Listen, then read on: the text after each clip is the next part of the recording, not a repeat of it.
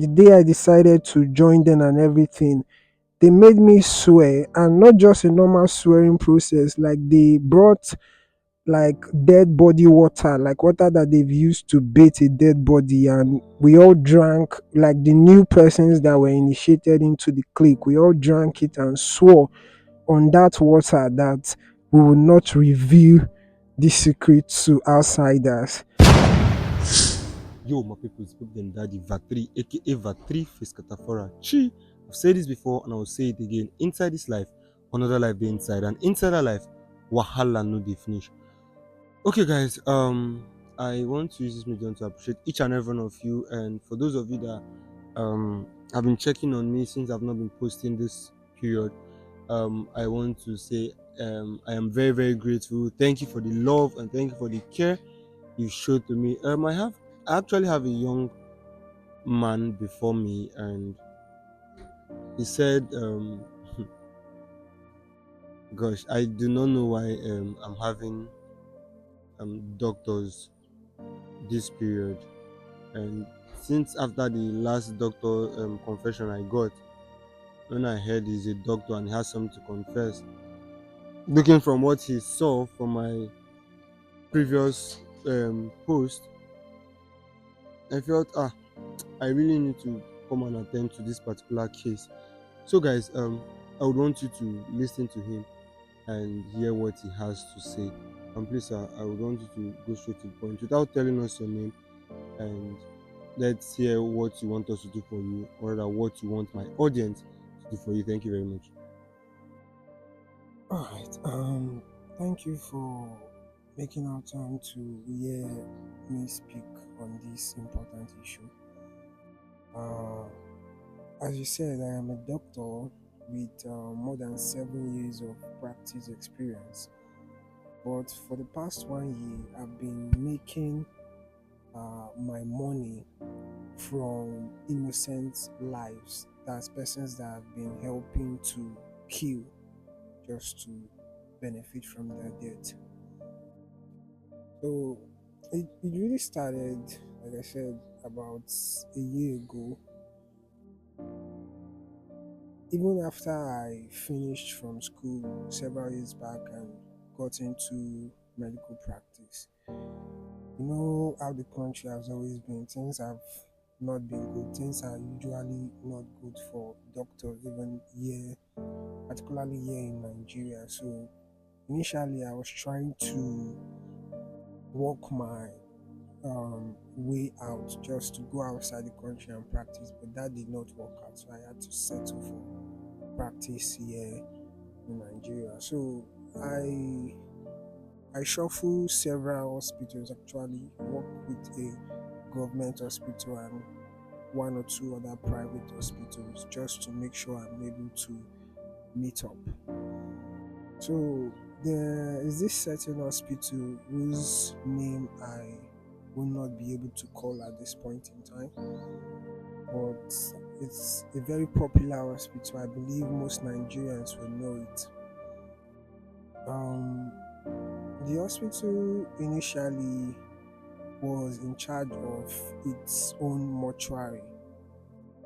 You get, so like the way it is, when patients come to the hospital, we doctors we try our best, and if we cannot help them, if peradventure they die, the hospital itself, this hospital I'm talking about, provides um, post life services, that's mortuary, caring, and all the rest. So, but due to lack of maintenance and what have not, the mortuary was actually given out on contract to a private individual to manage. So the hospital was existing separately, but then the mortuary, though within the environs of the hospital, a very big hospital, like I said, I don't want to call the name because I believe most Nigerians will know. So the mortuary is within the vicinity, but then it's being managed by a private individual.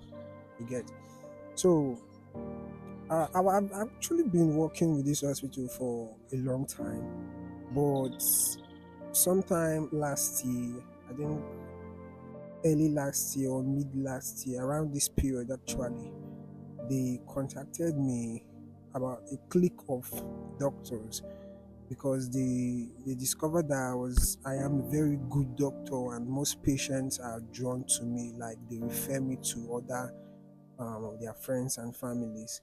So this clique of doctors, they reached out to me that they wanted to discuss something important with me.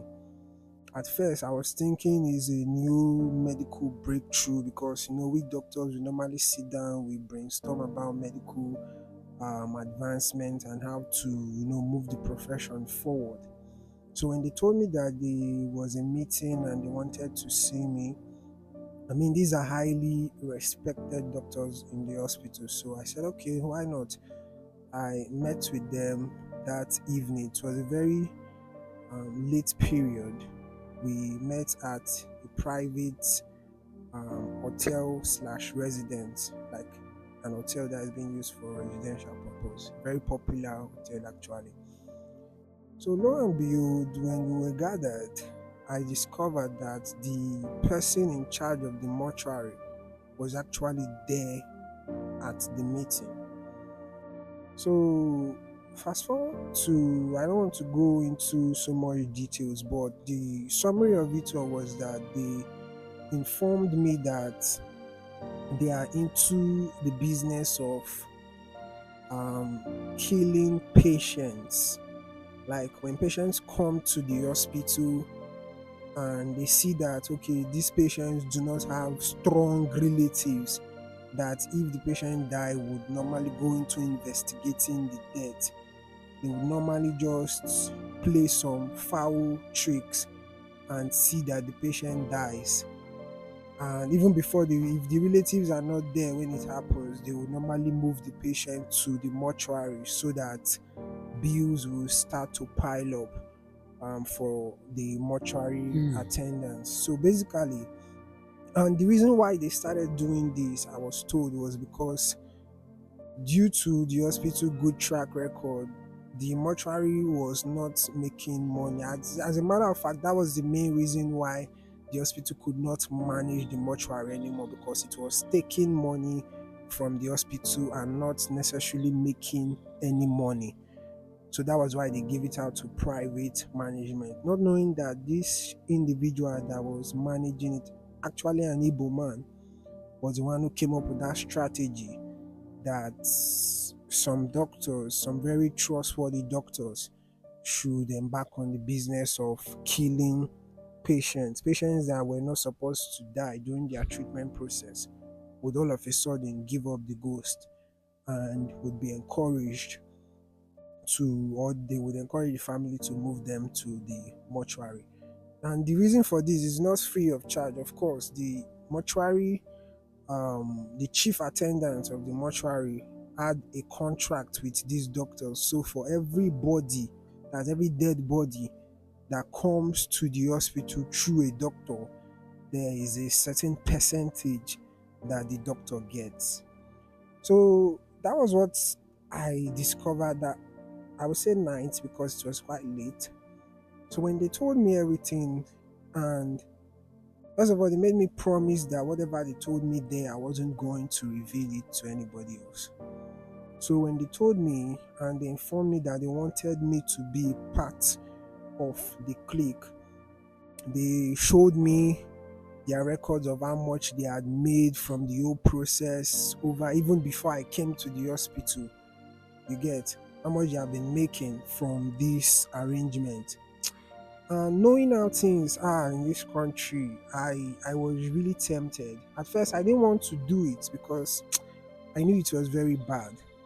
But then again, I felt like okay, if I if I do this thing, I would just probably, I would not kill any patient. I would just attend to a patient, and if at the end of the day the patient dies on his or her own, then I will move the patient to the mortuary so that I wouldn't stain my hands on my conscience. But and even before then, like when they told me everything, Like I said at first, I didn't want to do it, but later on, given my financial condition, I just decided, okay, I'll do it. And like I told you, I never wanted to do any bad thing. I just wanted to flow with the reading. And if a patient dies peradventure, I will just move it to them and also still make money from the process. But having gone into it, I discovered that if I kept it innocent the way I had planned, it wasn't really working. Like my patients were not dying, you get. And they were now like making it seem like I wasn't living up to the expectation, like I was worthless. And they were beginning to regret bringing me into the clique. So at the end of the day, knowing that I needed the money, I also started helping my patients to die. You get? I know it's not something I'm proud of. Uh, yeah, so I was doing it, and obviously, I was making good money from it because it's actually, I would say, very lucrative. I mean, what I was making in a month from that particular arrangement was double what I was getting from all my pay from different hospitals combined. So it was very very lucrative. I mean, it was an easy job. Attend to a patient, just help the patient, give up the ghost, and you make money from it. So fast forward to, I think, almost 3 weeks ago, I discovered that this arrangement had actually backfired because I was on leave. You get, from that particular hospital, I was on leave, and I got an information like during the last period of my leave that my brother's son, who just sat for jam and had even gained admission into the university, was about to go to school, was dead, and he died in the hospital where I was working. Wow. I was like, so I was shocked. So I had to go deeper and understand what was the issue. Was he sick? What was the sick? Because I knew him. He's a boy that is close to me. He was even telling me, I was like the one inspiring him to go to the university and read medicine. And he did well in his jam, got admission into a very well, like well-known federal university. So we're all happy. All of a sudden they were calling me that he's dead, that he had little malaria. And since the hospital where I was working was quite close to the house, they just decided, okay, let them move him to the hospital, get, rather than buying drugs. Because they said that as I was working there, they felt that comfort of taking him there so that they would quickly attend to him and he will be able to meet up his academic process. Only for them to tell me that he was there. So when I went there and I investigated, tried to know which doctor was in charge, I discovered that it was actually one of the doctors who was in this particular arrangement with Hmm. me. You get? So something that I did, or I was part of, to sort of help myself and my family. God. It's okay. It's okay. Just calm down and let's get to the end of this. So yeah, something that I did to help myself and my family, I actually backfired, and because of my selfish ways, I lost a very close and